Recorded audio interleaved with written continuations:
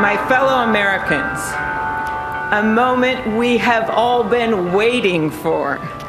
It is now my great privilege and high honor to be the first person to officially introduce the 46th President of the United States, Joseph R. Biden, Jr.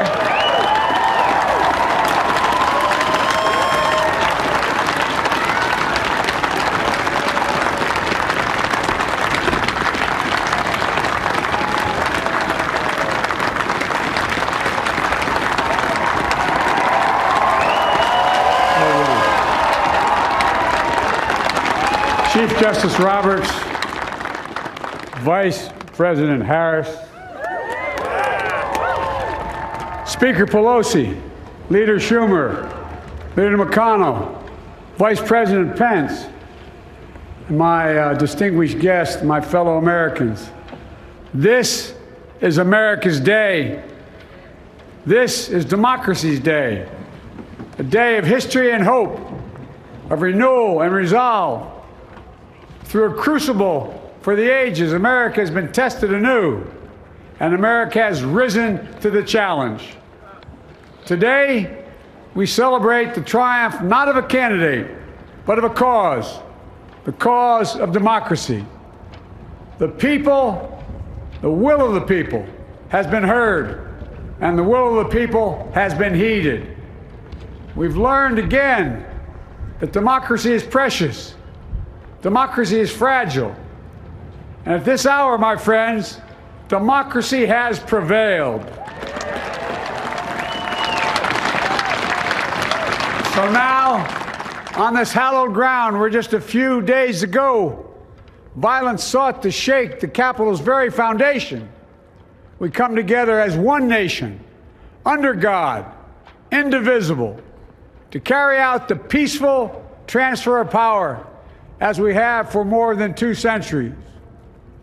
As we look ahead in our uniquely American way, restless, bold, optimistic, and set our sights on the nation we know we can be and we must be.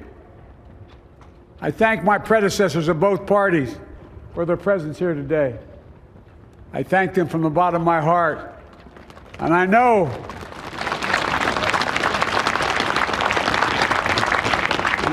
the resilience of our Constitution and the strength of our nation, as does President Carter, who I spoke with last night, who cannot be with us today, but whom we salute for his lifetime in service. I've just taken the sacred oath each of those patriots have taken, the oath first sworn by George Washington. But the American story depends not on any one of us, not on some of us, but on all of us, on we, the people, who seek a more perfect union. This is a great nation. We are good people. And over the centuries, through storm and strife, in peace and in war, we've come so far. But we still have far to go. We'll press forward with speed and urgency, for we have much to do in this winter of peril and significant possibilities. Much to repair, much to restore, much to heal, much to build, and much to gain. Few people in our nation's history have been more challenged or found a time more challenging or difficult than the time we're in now. Once-in-a-century virus that silently stalks the country. It's taken as many lives in 1 year as America lost in all of World War II. Millions of jobs have been lost. Hundreds of thousands of businesses closed. A cry for racial justice, some 400 years in the making, moves us. The dream of justice for all will be deferred no longer. A cry for survival comes from the planet itself, a cry that can't be any more desperate or any more clear. And now, a rise of political extremism, white supremacy, domestic terrorism that we must confront and we will defeat. To overcome these challenges, to restore the soul and secure the future of America, requires so much more than words. It requires the most elusive of all things in a democracy: unity. Unity. In another January, on New Year's Day in 1863, Abraham Lincoln signed the Emancipation Proclamation. When he put pen to paper, the president said, and I quote, "If my name ever goes down into history, it'll be for this act, and my whole soul is in it." My whole soul is in it. Today, on this January day, my whole soul is in this, bringing America together, uniting our people, uniting our nation. And I ask every American to join me in this cause.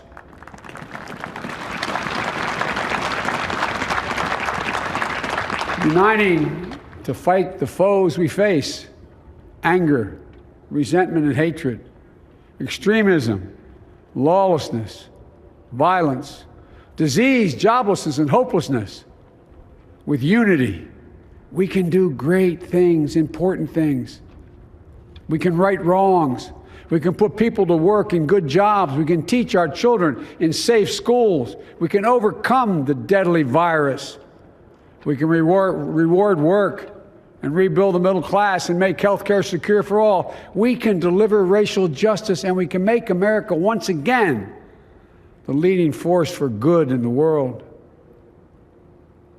I know speaking of unity can sound to some like a foolish fantasy these days. I know the forces that divide us are deep and they are real. But I also know they are not new. Our history has been a constant struggle between the American ideal that we're all are created equal and the harsh, ugly reality that racism, nativism, fear, demonization have long torn us apart. The battle is perennial, and victory is never assured. Through Civil War, the Great Depression, World War, 9/11, through struggle, sacrifice, and setbacks, our better angels have always prevailed. In each of these moments, enough of us have come together to carry all of us forward. And we can do that now. History, faith, and reason show the way of unity. We can see each other not as adversaries, but as neighbors. We can treat each other with dignity and respect. We can join forces, stop the shouting, and lower the temperature. For without unity, there is no peace, only bitterness and fury. No progress, only exhausting outrage. No nation, only a state of chaos. This is our historic moment of crisis and challenge, and unity is the path forward. And we must meet this moment as the United States of America. If we do that, I guarantee you we will not fail. We have never, ever failed in America when we've acted together. And so today, at this time, in this place, let's start afresh, all of us. Let's begin to listen to one another again, hear one another, see one another, show respect to one another. Politics doesn't have to be a raging fire, destroying everything in its path. Every disagreement doesn't have to be a cause for total war. And we must reject the culture in which facts themselves are manipulated and even manufactured.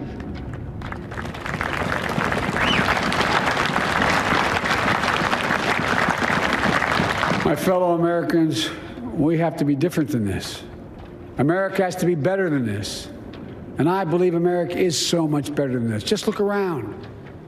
Here we stand in the shadow of the Capitol Dome, as was mentioned earlier, completed amid the Civil War, when the Union itself was literally hanging in the balance. Yet we endured. We prevailed. Here we stand, looking out on the great mall where Dr. King spoke of his dream. Here we stand where 108 years ago, at another inaugural, thousands of protesters tried to block brave women marching for the right to vote. And today, we mark the swearing in of the first woman in American history elected to national office, Vice President Kamala Harris. Don't tell me things can't change.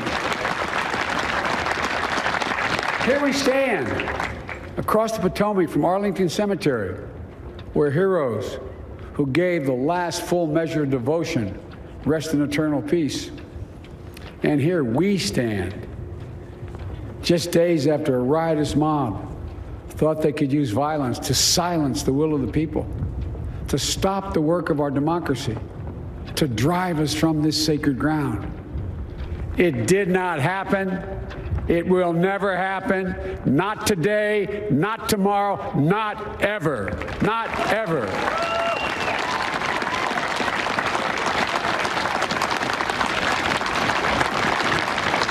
To all those who supported our campaign, I'm humbled by the faith you've placed in us. To all those who did not support us, let me say this. Hear me out as we move forward. Take a measure of me and my heart. And if you still disagree, so be it. That's democracy. That's America. The right to dissent peaceably within the guardrails of our republic is perhaps this nation's greatest strength. Yet hear me clearly. Disagreement must not lead to disunion. And I pledge this to you. I will be a president for all Americans. All Americans. And I promise you, I will fight as hard for those who did not support me as for those who did.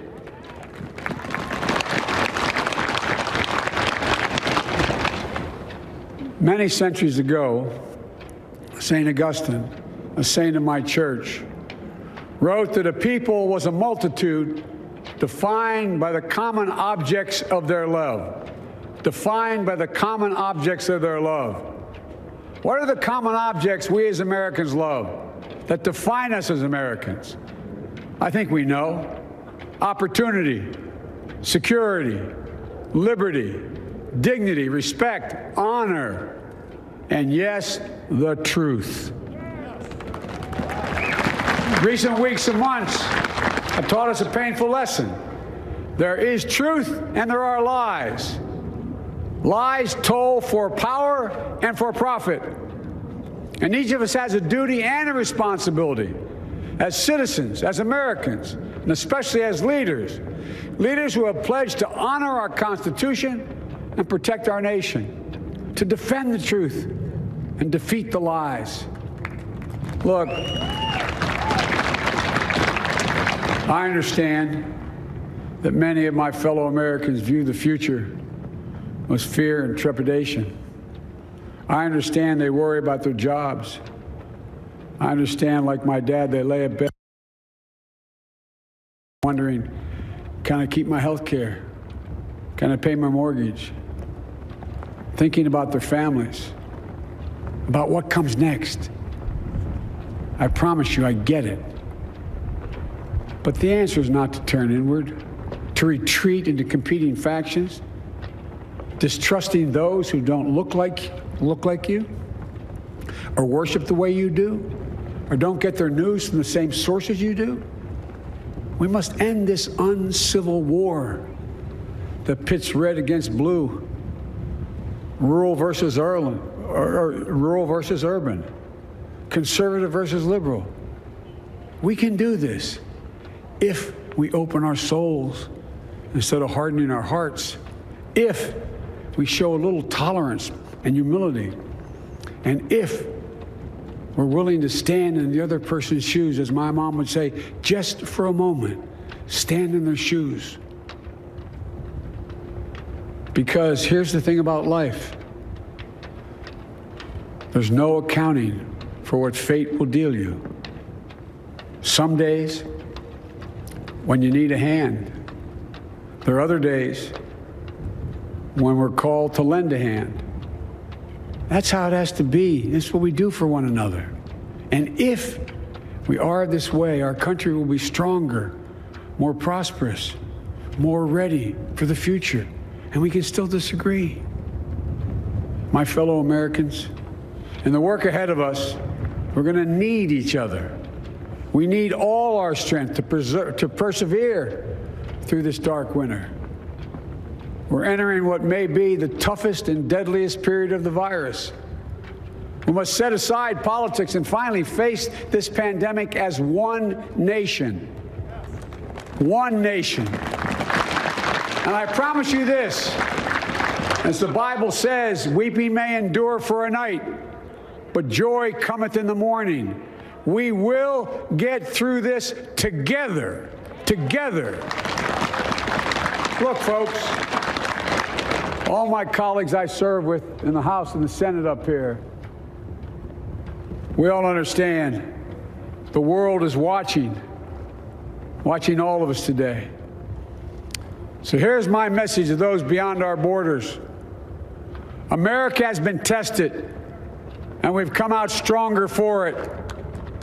We will repair our alliances and engage with the world once again.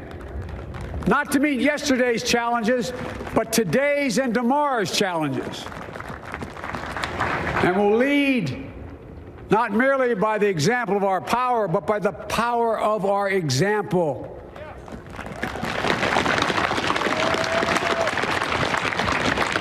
We'll be a strong and trusted partner for peace, progress, and security. Look, you all know we've been through so much in this nation. And my first act as president, I'd like to ask you to join me in a moment of silent prayer. Remember all those who we lost in this past year to the pandemic. Those 400,000 fellow Americans, moms, dads, husbands, wives, sons, daughters, friends, neighbors, and co-workers. We'll honor them by becoming the people and the nation we know we can and should be. So I ask you, let's say a silent prayer for those who've lost their lives and those left behind, and for our country.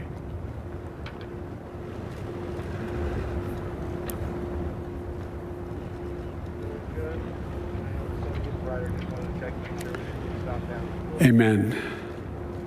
Folks, this is a time of testing.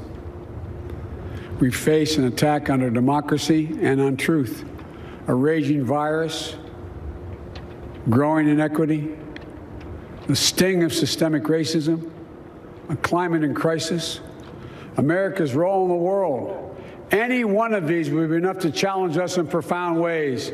But the fact is, we face them all at once, presenting this nation with one of the gravest responsibilities we've had. Now we're going to be tested. Are we going to step up, all of us? It's time for boldness, for there's so much to do. And this is certain. I promise you, we will be judged, you and I, by how we resolve these cascading crises of our era. We will rise to the occasion is the question. Will we master this rare and difficult hour? Will we meet our obligations and pass along a new and better world to our children? I believe we must. I'm sure you do as well. I believe we will. And when we do, we'll write the next great chapter in the history of the United States of America, the American story. A story that might sound something like a song that means a lot to me. It's called American Anthem. And there's one verse that stands out, at least for me, and it goes like this. The work and prayers of century have brought us to this day. What shall be our legacy? What will our children say? Let me know in my heart when my days are through. America, America, I gave my best to you. Let's us add our own work and prayers to the unfolding story of our great nation. If we do this, then when our days are through, our children and our children's children will say of us, they gave their best, they did their duty, they healed a broken land. My fellow Americans, I close the day where I began, with the sacred oath. Before God and all of you, I give you my word. I will always level with you. I will defend the Constitution. I'll defend our democracy. I'll defend America. And I'll give all of you, keep everything I do in your service, thinking not of power, but of possibilities, not of personal interest, but the public good. And together, we shall write an American story of hope, not fear, of unity, not division, of light, not darkness, a story of decency and dignity, love and healing, greatness and goodness. May this be the story that guides us, the story that inspires us, and the story that tells ages yet to come that we answered the call of history. We met the moment. Democracy and hope, truth and justice did not die on our watch but thrived. That America secured liberty at home and stood once again as a beacon to the world. That is what we owe our forebears, one another, and generation to follow. So, with purpose and resolve, we turn to those tasks of our time, sustained by faith, driven by conviction, and devoted to one another and the country we love with all our hearts. May God bless America, and may God protect our troops. Thank you, America.